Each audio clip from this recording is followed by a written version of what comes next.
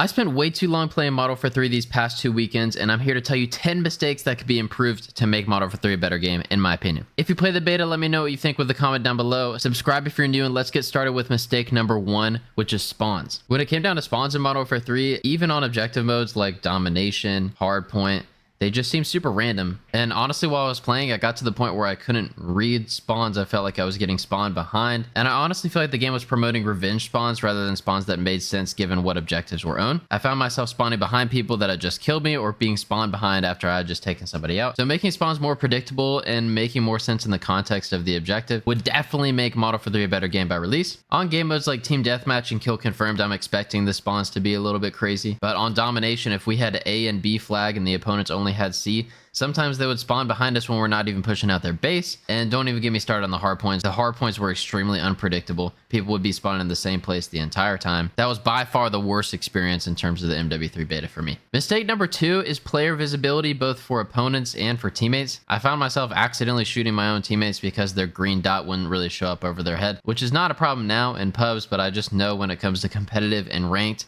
we're going to be team killing all the time if they don't have an adjustment to that. So find a way to make it very obvious who are your teammates and who are your opponents would be great. I actually feel like opponent visibility wasn't that bad. Even if you were looking at a player that was further outside the map, the game made sure that their outline was very different from the background, which I appreciate. But having a visible opponent icon and opponent name would be really beneficial as well. And mistake number 3 for the Modern Warfare 3 beta was slide timing.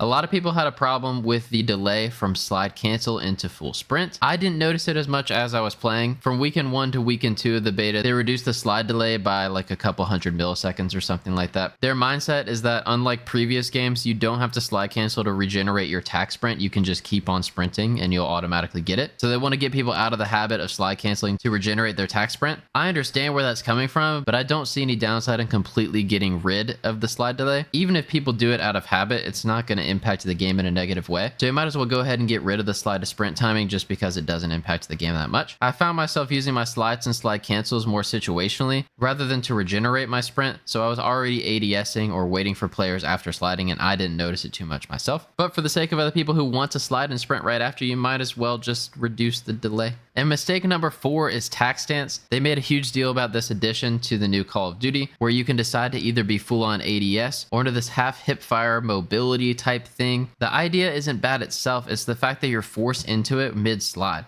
So if you slide ADS and then jump before you cancel the slide, you're automatically put into this tac stance. Y'all have seen plenty of gameplay of this while people are sliding, and if you played the game yourself, you definitely know what I'm talking about. The idea isn't bad, it's the fact that you're forced into it as you're sliding. I feel like it makes the game seem kind of clunky and weird. There are settings to remove or reduce the amount of times that you tac stance, but they need to get rid of automatically sending you into tac stance while you're sliding because that just seems awkward to me. There were also instances where I would get full on stuck in tac stance and the only way to get out would be to aim down sights and press my down arrow.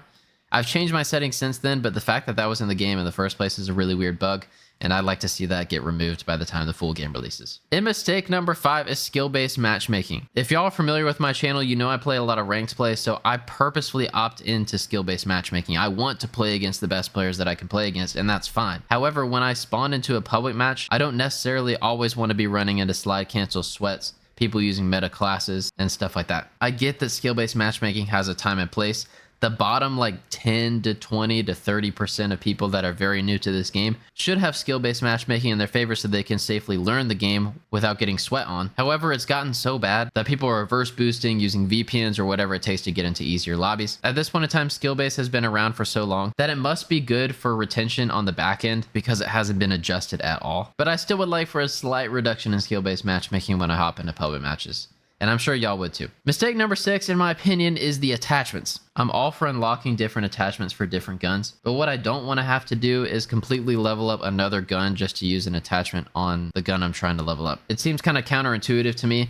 This is probably similar to skill-based matchmaking in that in terms of player retention, it makes you play the game longer and forces you to use weapons that you might not otherwise use just to get attachments for the gun you're trying to use. That I understand, but it's sometimes frustrating when you have to level up a completely different gun that you weren't even trying to use all the way just to get an attachment for the gun that you want to use in the first place. There should definitely be some sort of system where if you level up your main gun high enough, you're able to pick and choose attachments that would be on other classes anyways. This system never really made full sense to me. It just makes everything kind of complex, and I'm not really a huge fan of it when I'm grinding public matches. Mistake number 7 is the Striker and the MCW. Both of these guns were completely overpowered and completely meta. The Striker even received a nerf and was probably the best or the second best gun in the entire game, which says something if it were that good even post nerf. The MCW, I really don't want them to change because it shoots so straight and it's really satisfying to use. It's not entirely overpowered, but when compared to the rest of the assault rifles we were given, it is by far the favorite. So in my opinion, rather than them adjusting the MCW, I'd rather them buff other guns and entice people to use classes that aren't necessarily the meta. We just got done with an entire year of the VAZ and the TAC-56. The last thing I want to do is have another 2-weapon meta in this game. And if it were true to the original Modern Warfare 2, there would be plenty of guns that are way powerful and way easy to use. So I feel like they should show some love to the non-meta classes. And mistake number 8 is cheating. We're going to talk about cheating. In the first weekend of the beta, there were already hackers on the PlayStation 4 that had dev kits or whatever it is that allows you to jailbreak the PS4. And the videos that I've seen of cheaters on PC running rampant on the beta are already bad. I've already been convinced. We've been dealing with cheaters since Call of Duty came to PC. Cheaters have infested public matches, they've infested ranked play, they've infested wagers, they've even made their way all the way up to the pro level. And hear me out, if nothing's being done after a cheater qualifying for Challenger Champs, one of the most prized competitions of every year, then nothing's going to be done about cheaters. The cheating system is always going to be a step ahead of the anti-cheat. That's why I fully switched over to playing on PS5 because I've had enough of that. Going to console isn't entirely foolproof, but it definitely reduces the amount of cheaters that you'll run into. And I'm planning on fully sticking on console until something major has been done about the anti-cheat in Call of Duty. Game is just at a weird space where people are enticed to cheat on a beta for free.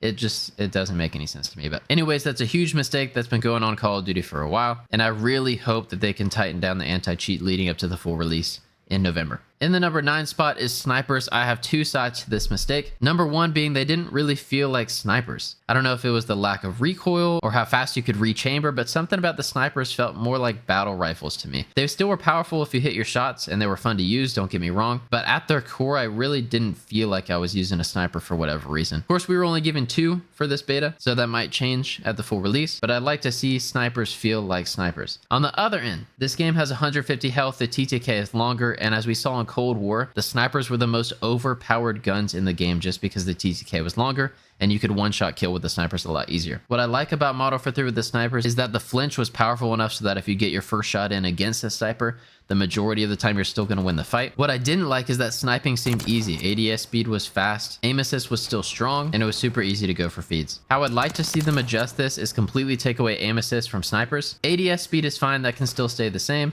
Flinch can be reduced a little bit, but I feel like there would be a happy medium of the snipers being powerful, but not too powerful if aim assist was taken away. Of course, let me know what y'all think about that. I know talking about sniping is kind of a hot topic at some points, but snipers in Black Ops 3 seemed great and there was no aim assist, or maybe it was Black Ops 4, or maybe it was both. But I feel like that makes them fair while also being powerful. And number 10, my final mistake for Modern Warfare 3 that I'd like to be changed before the full release of the game is kill streaks. The kill streaks we saw in the beta either seem super weak or super strong depending on the one that you're talking about. Counter UAVs could get shot down in 2 sniper shots, making launchers completely useless. UAVs didn't last for very long. The Juggernaut was pretty much not worth it because you were only given a riot shield and a shotgun. And on the overpowered side, whatever artillery that was seemed really great and was always getting kills. And the sentry gun could lock on across map, and if you placed it correctly, was absolutely insane. I'd like for them to buff some of the underpowered streaks and honestly keep the overpowered streaks where they're at. Kill streaks is what makes Call of Duty Call of Duty, so I'm okay with them being powerful. Give us back the original Juggernaut that actually has some assault to it. Maybe bump the kills required up for it too. In the nuke, when we're talking about the nuke, it's pretty much the same thing as Modern Warfare 2, just reskinned for this game. I'd like to see something changed or made a little bit more special on that end. Honestly, now that we're talking about kill streaks, it takes me back to Specialist in the original Modern Warfare 3, which I believe is the best part about that game. If they could find a way to add that into this upcoming Modern Warfare 3, that would be so fun.